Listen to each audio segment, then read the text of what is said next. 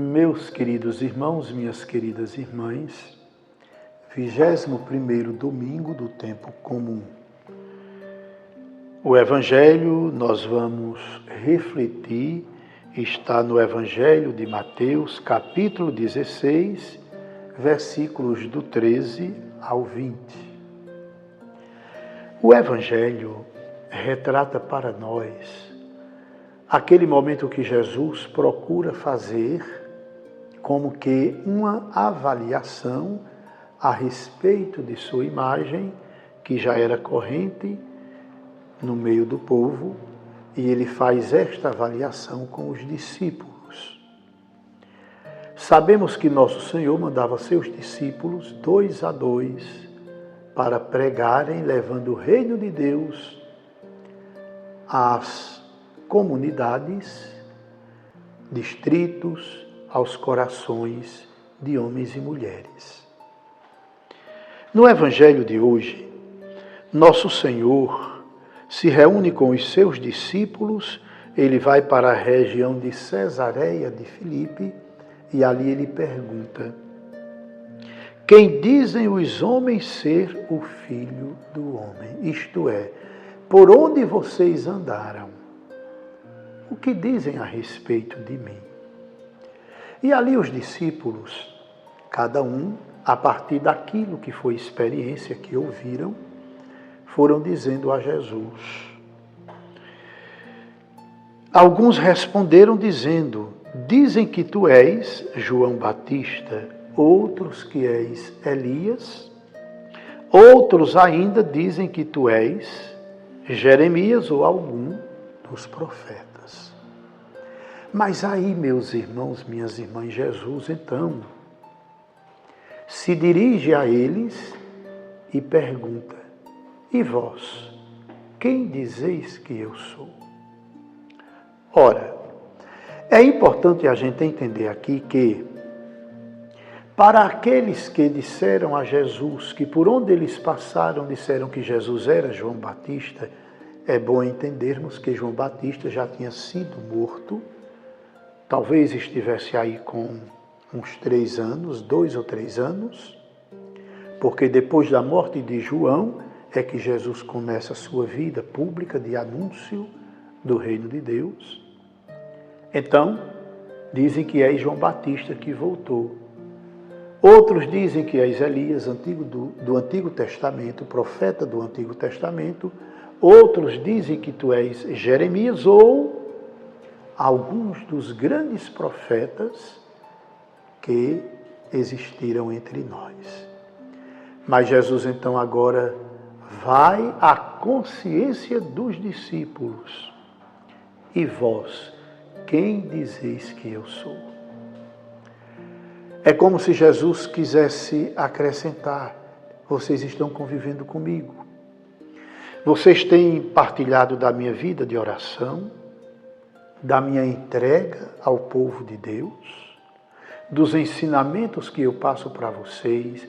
Aí vem as curas, os aleijados andam, os cegos veem, os surdos e mudos falam e ouvem. Até pessoas que morreram, eu tenho trazido de volta a esta vida. E vós, quem dizeis que eu sou? E aí é exatamente a figura de Pedro, que em nome da grande verdade revelada pelo Pai, Pedro olha para Jesus e diz: tu és o Messias, o Filho do Deus vivo. E Jesus então faz aquela expressão belíssima: Pedro, não foi a carne humana, não foram os desejos humanos, apenas uma ciência humana que te revelaram esta verdade. Tu disseste, Pedro, a verdade mais profunda. Eu sou o Messias, aquele que devia vir, estou aqui, e tu acrescentaste o Filho do Deus vivo, isto é, revelaste a essência daquilo que eu sou. Por isso eu te digo que tu és Pedro, e sobre esta verdade que tu pronunciaste. E todos os teus sucessores devem acreditar nesta verdade. É nesta verdade que eu fundamento a minha igreja. E aqui está a beleza do Evangelho deste domingo. E aí, meus irmãos, minhas irmãs, eu quero fazer com você uma reflexão muito simples, mas eu quero fugir um pouco. Tenho falado tantas outras vezes, e talvez hoje você também vai escutar falar sobre a igreja de Nosso Senhor. Pedro, primeiro administrador do grupo dos apóstolos, e o sucessor de Pedro é o Papa. Tudo isto aqui é verdade revelada para nós, através de Nosso Senhor e que continua na tradição da igreja. Mas eu quero refletir com você a primeira parte deste Evangelho. Jesus perguntou aos discípulos: por onde vocês andaram, que dizem a meu respeito? E depois dirigiu aos discípulos: e vós? Para vós, quem eu sou? E é aqui que eu pergunto a você. Nós vivemos em um mundo que a imagem de Nosso Senhor são tantas e tantas imagens distorcidas. Digo distorcidas porque muitas vezes até a expressão que usam a respeito para atribuir a Nosso Senhor até pode estar certa, mas na vida de quem pronuncia não tem nenhuma relevância, não tem nenhuma convivência, não tem nenhuma prática. Quantas expressões que nós ouvimos assim, que são como que checkmate. Ah, Jesus é o médico dos médicos. Ah, Jesus é o Senhor dos senhores. Ah, Jesus é o Rei dos reis. Tudo bem. São expressões, muitas vezes até vazias. Que Ele é o Kyrios de tudo. Nós já sabemos, a ressurreição é exatamente isto. Ele é o Senhor de todas as coisas. Ele tudo pode. Para Ele nada é impossível. Mas a minha pergunta é para você. Quem é Jesus para você? Quem é Jesus para você? O que Ele significa na sua vida? O que Ele também tem significado na sua família, no seu trabalho? Porque nós não podemos, meus irmãos, minhas irmãs, alicerçar nossa vida cristã, mas eu digo já dizendo que não é alicerce, em expressões vazias, expressões que não têm sentido muitas vezes na prática diária, na nossa convivência humana. Quem é Jesus para você? Qual a imagem que você tem de Nosso Senhor na sua vida? O que Ele tem realizado na sua vida pessoal, na sua casa, na sua família e até no seu trabalho. Sua relação com Ele, qual é e como é? É exatamente a estas perguntas que nós devemos responder. Jesus, meus irmãos, minhas irmãs, Ele deve fazer parte da nossa vida. E como Ele deve fazer parte da nossa vida? Aquela vida que você, depois que descobriu Nosso Senhor, a beleza que é trazê-lo para a sua existência, a sua vida passa por uma grande transformação. E esta grande transformação, todas as pessoas que estão ao seu redor, elas vão perceber. Você muda o jeito de ser, as relações, até as amizades. As escolhas passam a ser outras.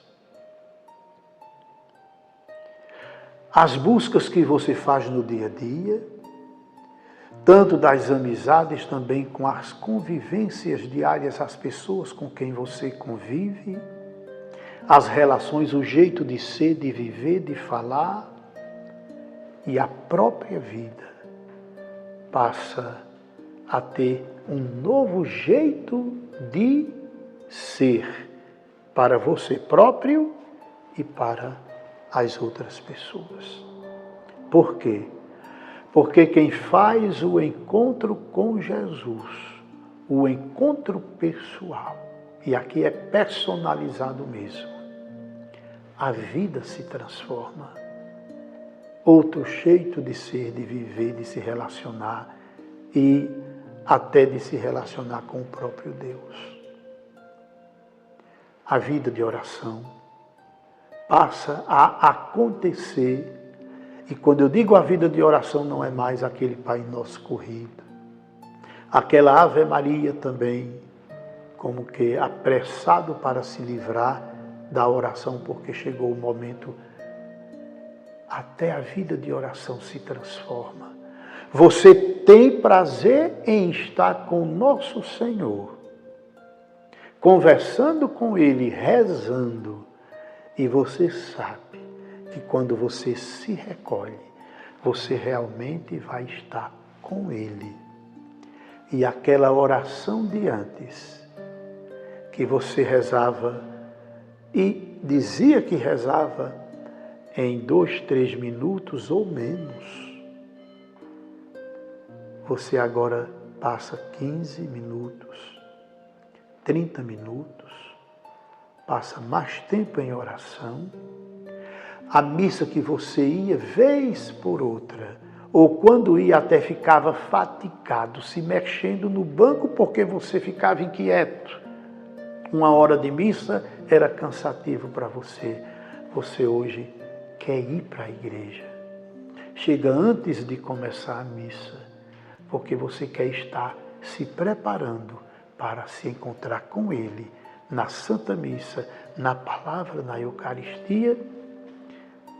Tudo passa a ser diferente na sua vida. Então a palavra de nosso Senhor aos discípulos hoje é também a mim, é a você. E para vós, quem sou eu? Para vós, quem é nosso Senhor? Para você que me escuta neste momento, quem é Jesus? O que Ele tem realizado na sua vida? Jesus, meus irmãos, minhas irmãs, tem que transformar a nossa vida. E Ele só transforma se Ele faz parte da nossa existência. Se a gente o abraça, é convivência mesmo com Ele. É andar de mãos dadas com Ele, de coração dado com Ele. É fazer com que Ele faça parte da sua vida, morando em você, como dizia São Tomás de Aquino, morando em você. Esta deve ser a imagem verdadeira da nossa relação com o nosso Senhor. Que pena, meus irmãos, minhas irmãs, que muita gente não entendeu. Jesus deve ser o meu Salvador, aquele que morreu por mim na cruz. Quem é capaz de morrer pelo outro? Diga-me, diga-me. Somente as mães é que a gente olha e encontra esse amor total. E mesmo assim a gente sabe quantas mães, em um mundo como o nosso, que está tirando até a elegância do coração do feminino de ser mãe. Nós sabemos também quantas mães também que não chegam a essa elegância de dar a vida pela própria família, de dar a vida pelo próprio filho. Mas nosso Senhor, a gente tem certeza, porque Ele já fez. Ele deu a vida por mim, deu a vida por você. Ele é meu Salvador, Ele é seu Salvador. E com Ele nós devemos caminhar cada momento da nossa vida. Nada pode atrapalhar a minha relação com Jesus, nem a sua relação com Jesus. ele deve ser a figura mais imponente de sua casa, de sua família. Coloca isto no coração de tua casa, no coração de teus filhos. Coloca, ele é o salvador de tua casa, ele é o salvador de tua família. Ele deve ser a figura mais importante, mais imponente dentro de tua casa. Assim é que deve ser a nossa relação com o nosso Senhor. Se nós fizermos isso, meus irmãos, minhas irmãs, nós vamos ouvir também a palavra de Jesus sobre nós, pessoal, palavra pessoal, e também sobre nossa família. As portas do inferno não vão tomar conta também de nossa vida, nem de nossa família. Aquilo que Jesus disse a Pedro, quando ele pronunciou: tu és o Cristo, o Filho do Deus vivo. Tu és Pedro. E sobre esta pedra, sobre esta verdade, eu construo, eu edifico, eu alicerço minha igreja. Se você também fizer de nosso Senhor o alicerce de sua casa, de sua família, o barco de sua vida pessoal, o barco de sua família não vai afundar nunca. As portas do inferno, os males deste mundo podem até abalar sua casa, sua família, mas não vão vencer nunca, porque nosso Senhor será o alicerce da sua existência, da existência de sua casa. Que Deus nos abençoe, que Deus nos abençoe e nos dê a graça de cada dia mais sermos fiéis a Ele, a sua palavra. Quero pedir a você que curta o vídeo, dê o joinha, procure também fazer um comentário, e o YouTube me tem feito notificações que as pessoas não estão interagindo com o comentário. Peço a você que faça seu comentário, procure também divulgar este vídeo, divulgar meu canal, para que outros de sua família também e de sua amizade possam se inscrever no meu canal. Nós estamos chegando a 1.500 inscritos. Peço a você, procure pelo menos 3 pessoas, amigas suas, para que possam se inscrever no meu canal. E assim a gente possa chegar a 1.500 inscritos, e eu agradeço de coração. Contribua, tem aí o QR Code, Pix, para que a gente possa manter esse trabalho tão bonito que eu e você estamos realizando. Pela intercessão do Imaculado Coração da Virgem Maria, minha mãe e sua mãe, desça sobre vós a bênção do Deus Todo-Poderoso, o Pai, o Filho e o Espírito Santo, e permaneça para sempre. Amém.